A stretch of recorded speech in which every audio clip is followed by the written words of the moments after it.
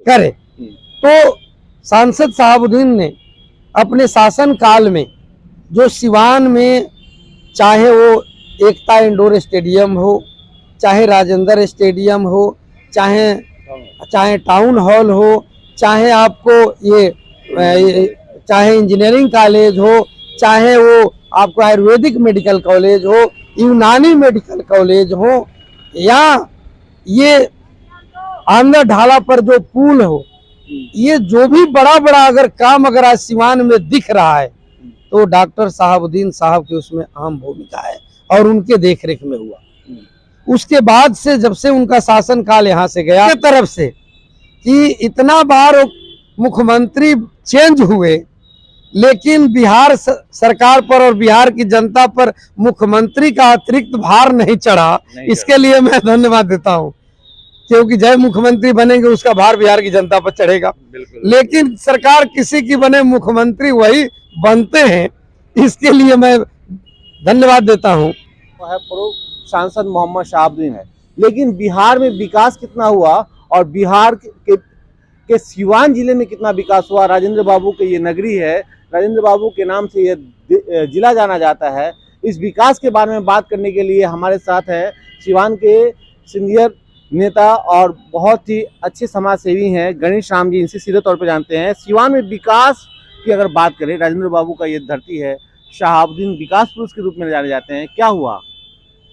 देखिए, सबसे पहले तो मैं आपके चैनल के दर्शकों को तहे दिल से धन्यवाद करता हूं और मैं ये निवेदन करता हूं कि आपका चैनल जो है दिन दुना रात चौगुना आगे बढ़े, क्योंकि जिस प्रकार आज आपने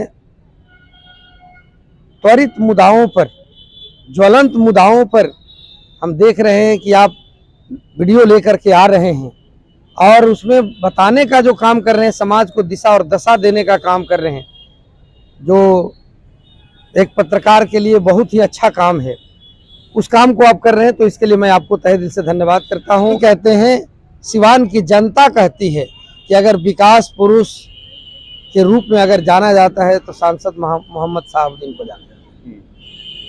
सांसद साहबुद्दीन के बारे में मैं कहूं, हालांकि मैं न उस पार्टी का कभी समर्थक रहा, न ही उस नेता का कभी समर्थक रहा, ये सच्चाई है। आप भी देख रहे हैं, बहुत दिनों से हमें देख रहे हैं, न मैं उस पार्टी का कभी सदस्य रहा, न उस नेता का समर्थक रहा, लेकिन किसी भी पार्टी और दल का कोई अच्छा नेता अगर अच्छा काम करता हो तो उसकी तारीफ होनी चाहिए, ताकि उससे लेसन लेकर दूसरे लोग भी करे। तो सांसद साहबुद्दीन ने अपने शासन काल में जो सिवान में, चाहे वो एकता इंडोर स्टेडियम हो, चाहे राजेंद्र स्टेडियम हो, चाहे टाउन हॉल हो, चाहे आपको चाहे इंजीनियरिंग कॉलेज हो, चाहे वो आपको आयुर्वेदिक मेडिकल कॉलेज हो, यूनानी मेडिकल कॉलेज हो, या ये आंध्र ढाला पर जो पुल हो, ये जो भी बड़ा बड़ा अगर काम अगर आज सिवान में दिख रहा है तो डॉक्टर साहबुद्दीन साहब की उसमें अहम भूमिका है और उनके देखरेख में हुआ।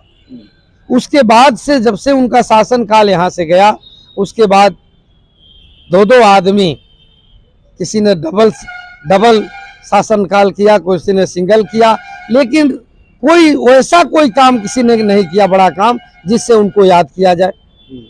जहां तक आपने सवाल किया कि आज वर्तमान जो सरकार है, कुर्सी कुमार जिसे आप कह रहे हैं, जिसे कभी कोई पलटू चाचा भी कहता है, और ये पलटू चाचा या कुर्सी कुमार जो हैं, मैं तो एक तरफ बिहार वासियों को धन्यवाद देता हूं उनके तरफ से कि इतना बार मुख्यमंत्री चेंज हुए, लेकिन बिहार सरकार पर और बिहार की जनता पर मुख्यमंत्री का अतिरिक्त भार नहीं चढ़ा। इसके लिए मैं धन्यवाद देता हूं, क्योंकि जय मुख्यमंत्री बनेंगे उसका भार बिहार की जनता पर चढ़ेगा, लेकिन सरकार किसी की बने मुख्यमंत्री वही बनते हैं, इसके लिए मैं धन्यवाद देता हूं। लेकिन यहाँ थोड़ा सा गंभीरता से चिंतन और मनन करना चाहिए।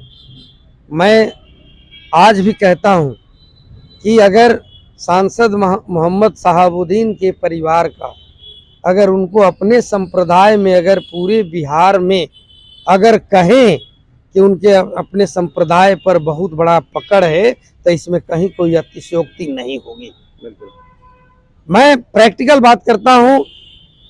आज जिस समय सांसद शहाबुद्दीन भागलपुर जेल से निकल के चले थे, उस समय की घटना पर भी मैंने प्रतिक्रिया व्यक्त किया था। आपको याद होगा कि यहाँ वर्तमान सांसद अगर कह देते कि गुठनी से 100 गाड़ियों का काफिला लेके हमें चलना है, तो उनको शायद एक आध गाड़ी कोई हो सकता है कि फ्री में लेके जाता, लेकिन कहता कि तेल भरवाइए तब चलेंगे।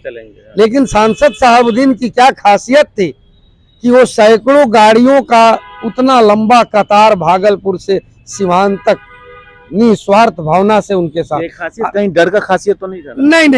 नहीं, डर इतना बड़ा डर से काम नहीं हो सकता है। और मैं भी इसी जिले में रहता था, मैं कहाँ डर के गया ने ये किया, मैं भी तो इसी जिले का निवासी हूँ।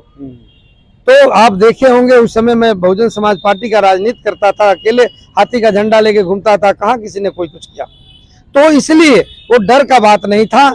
आज तो सांसद शहाबुद्दीन साहब नहीं है, लेकिन उनकी धर्मपत्नी या उनका बेटा आज अगर दरभंगा से सिवान की यात्रा करता है और लंबी कतार खड़ी होती है, तो आज कैसे डर की बात मानेंगे। इसलिए उनके परिवार के साथ मैं अभी कहा कि उनके कम्युनिटी के लोगों का बहुत बड़ा एक उनका पकड़ है, और इसका लाभ सरकार को लेना चाहिए, लेकिन सरकार नहीं ले रही है। अब उसकी मानसिकता क्या है वो जाने।